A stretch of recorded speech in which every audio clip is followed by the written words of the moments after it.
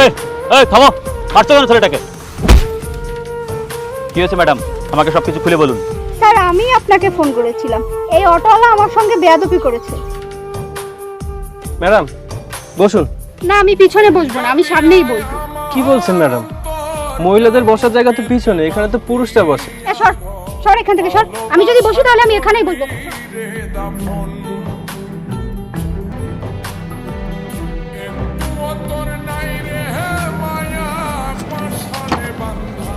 লম্পট কোথাকার, গাড়ি চালা। স্যার তাহলে আপনি বুঝুন এ কত বড় লম্পট। স্যার রাস্তায় একটু গর্ত ছিল, আর ওই গর্তের ভিতরে চাকা পড়ার কারণে ওনার শরীরের সাথে একটু ধাক্কা লাগে, আর তার জন্য এনারা আমাকে মারছে।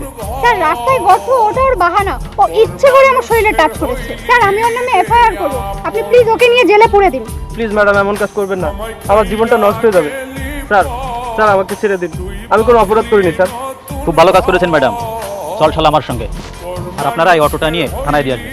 স্যার স্যার আমাকে ছেড়ে দিন স্যার। স্যার আমার পরিবার না খেতে পেয়ে মারা যাবে স্যার, আমি অটো চালিয়ে খাই স্যার, আমার অটো স্যার। স্যার আমাকে ছেড়ে দিন স্যার, আমি কোনো অপরাধ করিনি।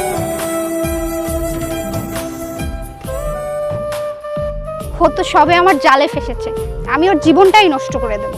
ওই অটোওয়ালার জীবনটা কেন নষ্ট করতে চাও তুমি? টাকা, টাকারই জন্য। এই সব আমি যা যা করছি টাকার জন্যই করছি।